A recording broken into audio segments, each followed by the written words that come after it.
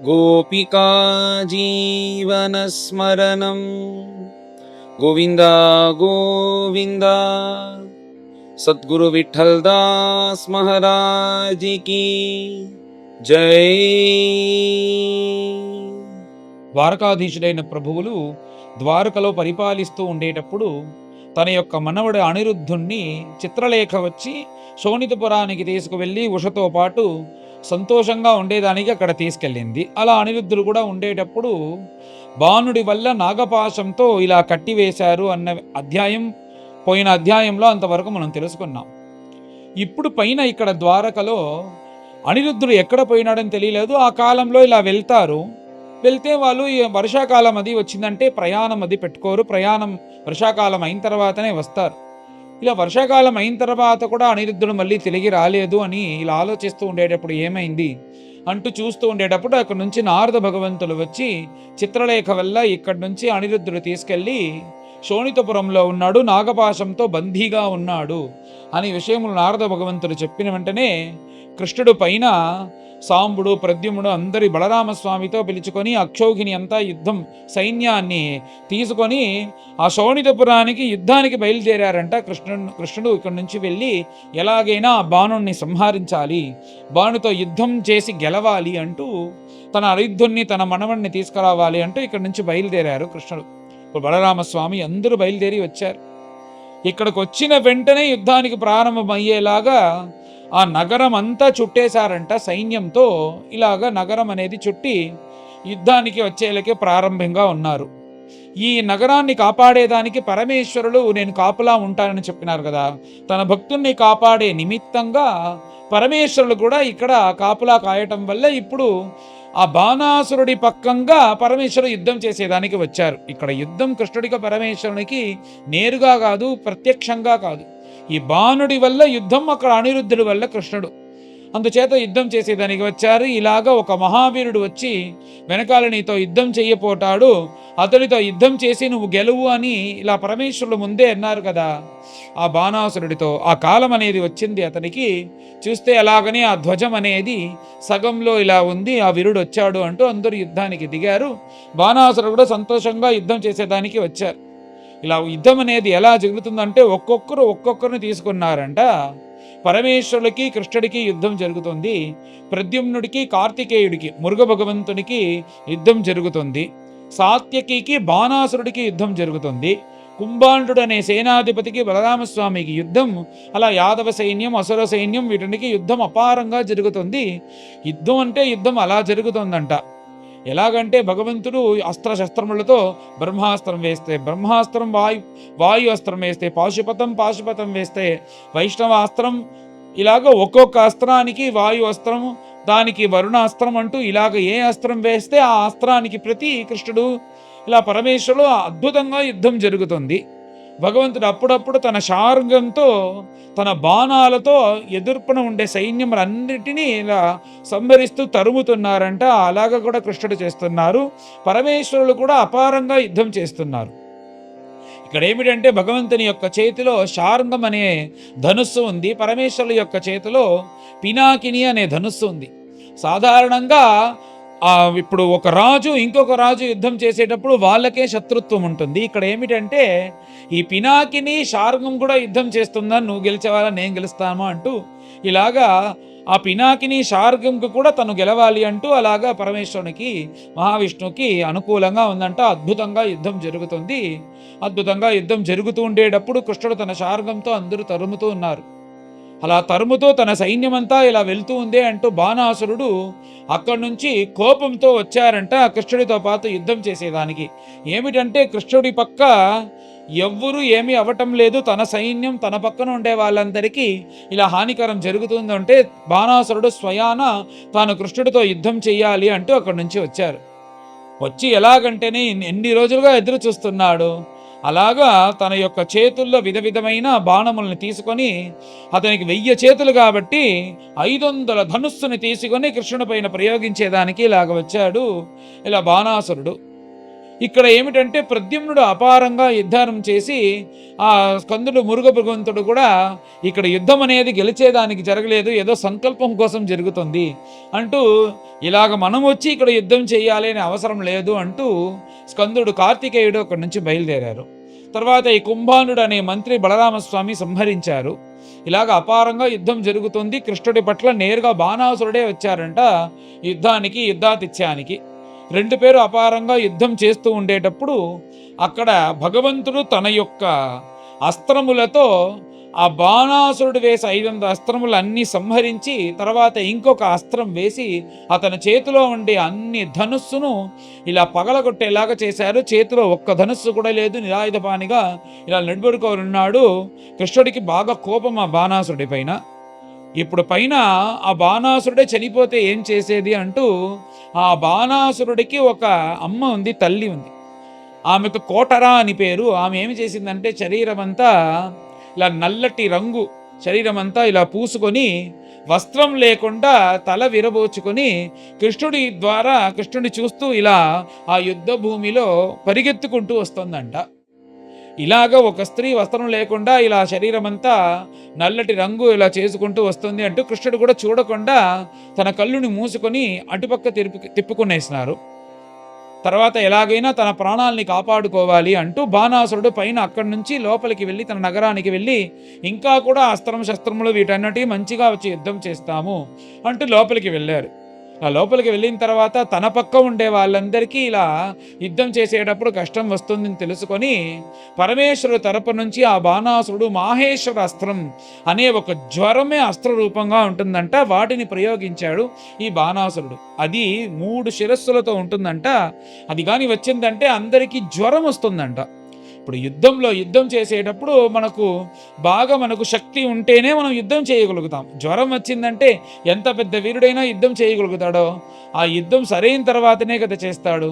అలాగే ఇది వచ్చిందంటే అందరికీ జ్వరం వచ్చేలాగా వణుకుతూ ఆ శరీరంలో ఉండే శక్తి లేకుండా పోతుందంట. అలాంటి ఒక జ్వరాన్ని ప్రయోగించారు. దానికి మాహేశ్వర జ్వరం అని పేరు. అది ఇలా 3 శిరస్సులతో ఘోరంగా వస్తుంది. కృష్ణపక్షంలో ఉండే వాళ్ళందరినీ ఇలా జ్వరంతో పీడించాలి అంటూ వెంటనే కృష్ణ పరమాత్మ తన దగ్గర ఉండే వైష్ణవమైన జ్వరం అనే అస్త్రాన్ని ప్రయోగించారు. ఇలాగా అస్త్రం 2 ఆకాశంలో కొట్లాడుకుంటూ ఉండేటప్పుడు కొంతసేపు తర్వాత ఈ వైష్ణవ జ్వరం అనేది బాగా మాహేశ్వర జ్వరాన్ని వెళ్ళి ఇలాగ యుద్ధం చేసి హాని చేస్తూ ఉండేటప్పుడు ఆ మాహేశ్వర జ్వరం ఆ అస్త్రానికి కష్టంగా ఉందంట, తానికి ఏమైనా అయిపోతే ఏం చేసేది అంటూ ఇలా బాధ భరించలేక ఆ అస్త్రం నేరుగా వచ్చి కృష్ణ పరమాత్మని శరణాగతి చేసిందంట.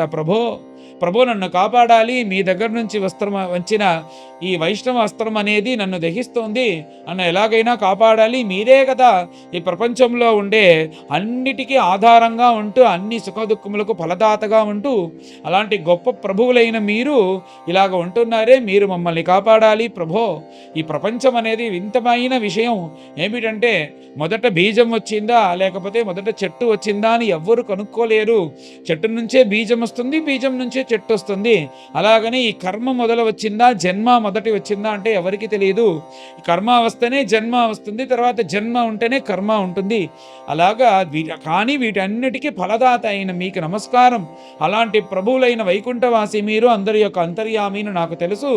నేను ఇప్పుడు పైన మీ వదిల ఈ వైష్ణవ జ్వరం వల్ల నేను పీడింపబడుతున్నాను, వీటి నుంచి మీరు కాపాడాలి అంటూ ఇలా మాహేశ్వర జ్వరం వచ్చి శరణాగతి చేసింది.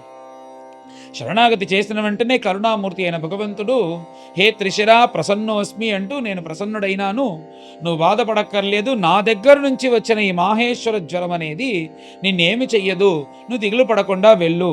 ఎవరైతే జ్వర సమయంలో మాహేశ్వర జ్వరం వల్ల పీడితుడైనప్పుడు నన్ను నువ్వు చేసిన ఈ స్తోత్రాన్ని ఎవరైతే స్మరిస్తారో వాళ్ళకి జ్వరాల నుంచి వాళ్ళు విడుపడతారు అని దీని యొక్క ఫలశ్రుతి కూడా చెప్పి ఆ జ్వరానికి అభయమిచ్చి పంపించినారు కృష్ణ పరమాత్మ.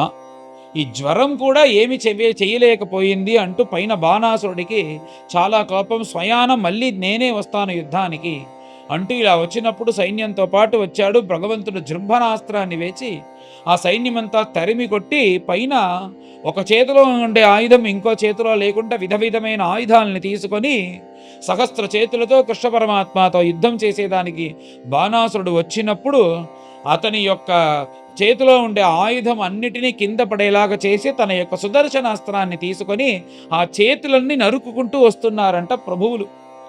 త్వరగా ఎంత శీఘ్రంగా నరుకుతున్నారంటే కళ్ళు మూసి కళ్ళు తెరిచేలోపు అన్ని పనులు జరుగుతున్నాయి. అతడు నొప్పితో హాహాను అరుస్తున్నాడు. వెంటనే కృష్ణ పరమాత్మకి ఏమిటంటే, ఇలాగ అవసరం లేకుండా 1000 చేతులు పెట్టుకున్నామంటే ఎవరితోనూ యుద్ధం చేయాలని మనకే తోచుతుంది. అది తనకి అవసరం లేదు అంటూ అన్ని చేతులు నరికేశారంట. చివరిగా 4 చేతులు మాత్రం మిగతా ఉంది. ఇలా ఉండేటప్పుడు తన భక్తుడైన ఈ బాణాసురుణ్ణి కాపాడాలి అనే బాధ్యత పరమేశ్వరుడికి వచ్చినందువల్ల పరమేశ్వరుడు నేరుగా కృష్ణుడి దగ్గర వచ్చి పైన కృష్ణుడిని స్తోత్రం చేసేదానికి ప్రారంభించారంట. ప్రభులో మీరు ఎవరంటే అన్నిటికీ మీరే కారణం. నేను మహావిష్ణువు లేకపోతే బ్రహ్మదేవులు అందరూ ఇలాగ మా ఆజ్ఞ చేస్తూ ఇలా ఉంటున్నామంటే వాటికి మీరే కారణం అంటూ కృష్ణుణ్ణి మహావిష్ణులాగా చూడకుండా వాటికి పైన ఉండే పరబ్రహ్మ స్వరూపంగా పరమేశ్వరుడు స్తోత్రం చేసి ఈ ప్రపంచంలో ఉండే వాళ్ళందరూ మాయలో తగులుకొని మిమ్మల్ని ఎవరిని తెలియకుండా ఇలా అందరూ కష్టపడుతున్నారు. అలాగ ఉండేటప్పుడు వీళ్ళందరూ కూడా ఆ జనుల్లాగానే కదా, అందుచేతనే ఈ మాయ వలనే అన్నీ జరుగుతుంది ప్రభో. అందుచేత నా భక్తుడు ఇతడు మంచివాడే, ఏదో యుద్ధం చేసేదానికి వచ్చాడు, అతనికి గర్వం అహంభావం అనేది ఉన్నింది, అందువలనే ఇదన్నీ జరిగింది. మీరాగైనా మీరు అనుగ్రహించి మీ కోపాన్ని శమనం చేసుకొని నా భక్తుడైన బాణాసురుడికి అనుగ్రహం చెయ్యాలి అంటూ పరమేశ్వరుడు ఇలా ప్రార్థించిన వెంటనే కృష్ణుడు కూడా ఇప్పుడు సమాధానమయ్యి పరమేశ్వరుడి దగ్గర చెప్పి, మీరు ఒక పూట అనుకున్నారు కదా, ఎలా నీకు సమానమైన అసురుడు వస్తాడు, అప్పుడు నువ్వు యుద్ధం చేయని మీ యొక్క సంకల్పం వలనే నేను ఇక్కడికి వచ్చాను అని చెప్పేలాగా ముందు మీరన్న మాటలన్నీ సరిగా అయిందా అంటూ భగవంతుడు ఇలా సూక్ష్మంగా పరమేశ్వరునితో మాట్లాడుతున్నారంట. ఈ మనస్సులో విషయం ఉండే విషయాలన్నీ వీళ్ళకు మాత్రమే తెలుసు. అలాగా కృష్ణుడు ఇలా మాట్లాడి తర్వాత నేను సంతోషపడాను. దానికి పైన పరమేశ్వరులు ఏమన్నారంటే, ఈ బాణాసురుడి పైన మీరు కోపించకూడదు, ఈ బాణాసురుడు ఎవడో కాదు, ప్రహ్లాద స్వామి యొక్క మనవడి యొక్క కొడుకు, అందుచేత మీరు ప్రహ్లాదునికి అనుగ్రహం చేసినట్టుగా అనుగ్రహం చెయ్యాలి అని చెప్పిన వెంటనే భగవంతుడు కూడా ఏమన్నారంటే, ఈ ప్రహ్లాద స్వామి యొక్క వంశంలో ఎవరైతే పుడతారో వాళ్ళని చంపను అని చెప్పి నేను ప్రహ్లాదునికి ఒక అభయం వరాన్ని ఇచ్చాను, అందుచేత ఇతన్ని సంహరించలేను, ఇతనికి నేను అనుగ్రహం చేస్తాను అని చెప్పి పైన తన కోపాన్ని శమనించుకొని పైన కృష్ణ పరమాత్మ ఏమన్నారంటే, ఇతడికి నేను నీ దీర్ఘాయుష్ని, తర్వాత ఇతనికి జర అంటే ఏమిటంటే ముసలితనం అది రానే రాదు, అలాంటి అనుగ్రహం అంతా చేస్తాను అని చెప్పి భగవంతుడు సమాధానం చేసిన వెంటనే అందరూ పరమ సంతుష్టులై బాణాసురుడు కూడా తన యొక్క గర్వాన్ని తగ్గించుకొని ఆ కృష్ణుడికి నమస్కరించి తన యొక్క క్షమాపణను వేడుకొని తన యొక్క కుమార్తె అయిన ఉషను అనిరుద్ధుడి దగ్గరికి ఇచ్చి యథేష్టంగా వివాహం చేయించి అందరిని విమానాల్లో ఆ శోణితపురాన్ని నుంచి పంపించారంట బాణాసురుడు. కృష్ణుడు కూడా సంతోషంతో అందరినీ అనుగ్రహం చేసి అక్కడి నుంచి బయలుదేరారు. పరమేశ్వరుడు కూడా తన యొక్క పార్షదులతో బయలుదేరి కైలాసానికి వెళ్ళారు. కృష్ణుడు ఇలా ద్వారకానికి వచ్చేటప్పుడు అక్కడ అందరినీ గెలిచి అనిరుద్ధుడితో పాటు తన యొక్క కొత్త అనిరుద్ధి యొక్క భార్యను తీసుకొస్తున్నందువల్ల ద్వారకా జనులందరూ సంతోషంతో పూర్ణ కుంభములతో తర్వాత పుష్పాంజలితో కృష్ణుణ్ణి అందరినీ ఇలా ఆహ్వానం చేశారు అనేది ఇది ఒక కథ. ఈ కథానికి ఫలశ్రుతి చెప్పేటప్పుడు ఎవరైతే ఈ కథను స్మరిస్తారో పారాయణం చేస్తారో వాళ్ళకి పరాజయం అంటే ఎవ్వరూ వాళ్ళని గెలవలేరు అలాంటి ఒక ఫలశ్రుతి అని చెప్పి బ్రహ్మనిష్ఠులు ఆ పరీక్షతో అడిగిన ప్రశ్నకు ఎందుకు పరమేశ్వరునికి కృష్ణుడికి యుద్ధం వచ్చింది ఈ అనిరుద్ధుడి నిమిత్తంగా అడిగాడు కదా, దానికి జవాబు చెప్పి పైన అధ్యాయాన్ని పూర్తి చేశారు. పైన అందరం కలిసి అధ్యాయాన్ని పారాయణం చేస్తాం. అథ 63 శ్రీశుక ఉవాచ అపశ్యతాం చానిరుద్ధం తద్బంధూనాం చ భారత 4 వార్షికా మాసాః వ్యతీయుః అనుశోచతాం నారదాత్ తదుపాకర్ణ్య వార్తాం బద్ధస్య కర్మ చ ప్రయయుః శోణితపురం వృష్ణయః కృష్ణదేవతాః ప్రద్యుమ్నో యుయుధానశ్చ गदः साम्बोऽथसारणः नन्दोपनन्दभद्राद्याः रामकृष्णानुवर्तिनः अक्षौहिणीभिः द्वादशभिः समेताः सर्वतो दिशम् रुरुधुः बाणनगरं समन्तात् सात्वतर्षभाः भज्यमानपुरोद्यान प्राकाराट्टालगोपुरं प्रेक्षमाणोरुषाविष्टः तुल्यसैन्यः अभिनिर्ययौ बाणार्थे भगवान् रुद्रः ससुतैः प्रमथैर्वृतः आरुह्य नन्दिवृषभं युयुधे रामकृष्णयोः आसीत् सुतुमुलं युद्धम् अद्भुतं रोमहर्षणं कृष्णशङ्करयोराजन् प्रद्युम्नगुहयोरपि कुम्भाण्डकूपकर्णाभ्यां बलेन सह संयुगः साम्बस्य बाणपुत्रेण बाणेन सह सात्यकीः ब्रह्मादयः सुराधीशाः मुनयः सिद्धचारणाः गन्धर्वाप्सरसो यक्षाः विमानैः द्रष्टुमागमन् शङ्करानुचरान् शौरिः भूतप्रमथगुह्यकान् डाकिनीः यातुधानांश्च वेतालान् सविनायकान् प्रेतमातृपिशाचांश्च कूष्माण्डान्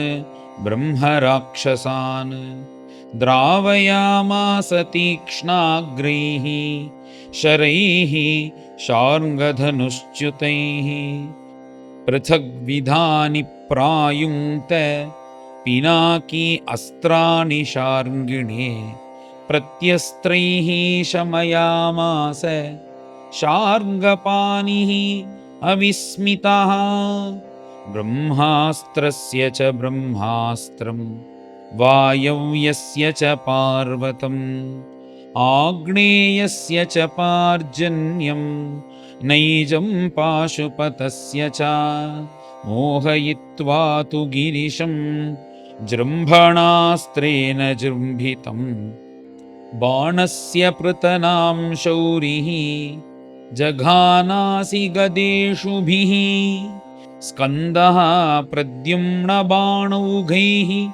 अर्द्यमानः समन्ततः असृग्विमुञ्चन् गात्रेभ्यः शिखिनापाक्रमद्रणात् कुम्भाण्डः कूपकर्णश्च पेततुर्मुसलार्दितौ दुद्रुवुस्तदनीकानि हतनाथानि सर्वतः विशीर्यमाणं स्वबलं दृष्ट्वा बाणोऽत्यमर्षणः कृष्णम् अभ्यद्रवत् सङ्ख्ये रथिः त्वैव सात्यकिं धनूंषि आकृष्य युगपत् बाणः पञ्चशतानि वै एकैकस्मिन् शरौ द्वौ संदधे रणदुर्मदः तानि चिच्छेद भगवान् धनूंषि युगपद्धरिः सारथिं रथम् अश्वांश्च हत्वा शङ्खम् अपूरयत् तन्माता कोटरा नाम नग्नामुक्तशिरोरुहा पुरोऽवतस्थे कृष्णस्य पुत्रप्राणरिरक्षया ततस्तिर्यङ्मुखो नग्नाम् अनिरीक्षन् गदाग्रजः बाणश्च तावद्विरथः छिन्नधन्वा विशत्पुरम् विद्राविते भूतगणे ज्वरस्तु त्रिशिरास्त्रिपात् अभ्यधावतदाशार्हं दहन्निव दिशो दशा अथ नारायणो देवः तं दृष्ट्वा व्यसृजज्वरम् माहेश्वरो वैष्णवश्च युयुधाते ज्वरावुभौ माहेश्वरः समाक्रन्दन् वैष्णवेन बलार्दितः अलब्ध्वा अभयमन्यत्र भीतो माहेश्वरो ज्वरः शरणार्थी ऋषिकेशं तुष्टावप्रयताञ्जलिः ज्वरोवाच नमामि त्वानन्तशक्तिं परेशं सर्वात्मनां केवलं ज्ञप्तिमात्रं विश्वोत्पत्ति स्थानसंरोधहेतुं यत्तद्ब्रह्म ब्रह्मलिङ्गं प्रशान्तम् कालो दैवं कर्मजीवस्वभावः द्रव्यं क्षेत्रं प्राण आत्मा विकारः तत्सङ्घातो बीजरोहप्रवाहः त्वन्मायैषा तन्निषेधं प्रपद्ये नानाभावैः लीलयैवोपपन्नैः देवान् साधून् लोकसेतून् बिभर्षि हंस्युन्मार्गान् हिंसया वर्तमानान् जन्मैतत्ते भारहाराय भूमेः तप्तोऽहं ते तेजसा दुस्सहेन शान्तोग्रेण अत्युल्बणेन ज्वरेण तावत्तापो देहिनां तेऽङ्घ्रिमूलं नो सेवेरन् यावदाशानुबद्धाः श्रीभगवानुवाच त्रिशिरस्ते प्रसन्नोऽस्मि व्येतु ते मज्वराद्भयं यो नो स्मरति संवादं तस्य त्वन्न भवेद्भयम् इत्युक्तो अच्युतमानम्य गतो माहेश्वरो ज्वरः बाणस्तु रथमारूढः प्रागाद्योत्स्यञ्जनार्दनम् ततो बाहुसहस्रेण नानायुधधरोऽसुरः मुमोच परमक्रुद्धः बाणांश्चक्रायुधे नृपा तस्यास्यतो अस्त्राणि असकृत् चक्रेण क्षुरनेमिना चिच्छेद भगवान् बाहून् शाखा इव वनस्पतेः बाहुषु छिद्यमानेषु बाणस्य भगवान् भवः भक्तानुकम्पी उपव्रज्य चक्रायुधमभाषत श्रीरुद्रोवाच तुम हि ब्रह्म परं ज्योतिः गूढं ब्रह्मणि वाङ्मये यं पश्यन्ति अमलात्मानः आकाशमिव केवलं नाभिर्नवोऽग्निः मुखमम्बुरेतः द्यौः श्रुतिरङ्घ्रिरुर्वी चन्द्रो मनः यस्य दृगर्क आत्मा अहं समुद्रो जठरं भुजेन्द्रः रोमाणि यस्यौषधयोऽम्बुवाहाः केशाविरिञ्चो धिषणा विसर्गः प्रजापतिः हृदयं यस्य धर्मः स वै भवान् पुरुषो लोककल्पः तवावतारोऽयमकुण्ठधामन् धर्मस्य गुप्त्यै जगतो भवाय वयं च सर्वे भवतानुभाविता विभावयामो भुवनानि सप्त त्वमेक आद्यः पुरुषो द्वितीयः तुर्यस्वदृग्हेतुः अहेतुरीशः प्रतीयसे अथापि यथा विकारं स्वमायया सर्वगुणप्रसिद्ध्यै यथैव सूर्यः पिहितश्छायया स्वया छायां च रूपाणि च सञ्चकास्ति एवं गुणेन अपिहितो गुणांस्त्वम् आत्मप्रदीपो गुणिनश्च भूमन् यन्मायामोहितधियः पुत्रदारगृहादिषु उन्मज्जन्ति निमज्जन्ति प्रसक्ता वृजिनार्णवे देवदत्तमिमं लब्ध्वा नृलोकम् अजितेन्द्रियः यो नाद्रियेत त्वत्पादो सशोच्यः ह्यात्मवञ्चकः यस्त्वां विसृजते मर्त्यः आत्मानं प्रियमीश्वरं विपर्यय इन्द्रियार्थार्थं विषमत्यमृतं त्यजन् अहं ब्रह्माथ विबुधाः मुनयश्च अमलाशयाः सर्वात्मना प्रपन्नास्त्वाम् आत्मानं प्रेष्ठमीश्वरं तन्त्वा जगत्स्थिति उदयान्तहेतुं समं प्रशान्तं सुहृदात्मदैवम् अनन्यमेकं जगदात्मकेतं भवापवर्गाय भजामदेवम् अयं ममेष्टः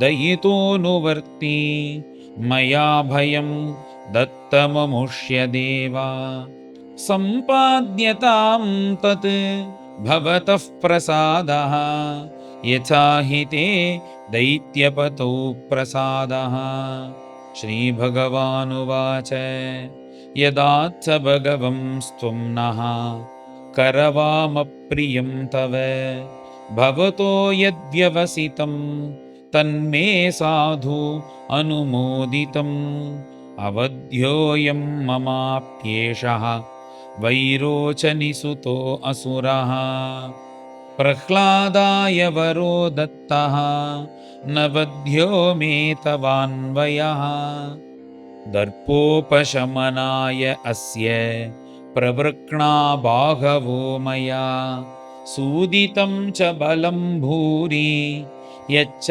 भारायितं भुवः चत्वारोऽस्य भुजाशिष्टाः भविष्यन्ति अजरामराः पार्षदमुख्यः भवतः न कुतश्चित् भयो असुरः इति लब्ध्वा भयं कृष्णं प्रणम्य शिरसासुरः प्राद्युम्निं रथम् आरोप्य सबद्ध्वा समुपानयत् अक्षौहिण्या परिवृतं सुवासहासमलङ्कृतं सपत्नीकं पुरस्कृत्य ययौ रुद्रानुमोदितः स्वराजधानीं समलङ्कृतां ध्वजैः सतोरणैः उक्षितमार्गचत्वरां विवेशशङ्खानक दुन्दुभिस्वनैः अभ्युद्यतः पौरसुहृद्विजातिभिः य एवं कृष्णविजयं शङ्करेण च संयुगं संस्मरेत् प्रातरुत्थाय न तस्य स्यात् पराजयः। श्रीहरये नमः। श्रीहरये नमः। इति श्रीमद्भागवते महापुराणे परमहंस्यां संहितायां दशमस्कन्धे उत्तरार्धे अनिरुद्धानयनं नाम 63तमोऽध्यायः। गोपिका जीवनस्मरणं गोविन्द गोविन्द। सद्गुरु विठ्ठलदास महाराज की जय।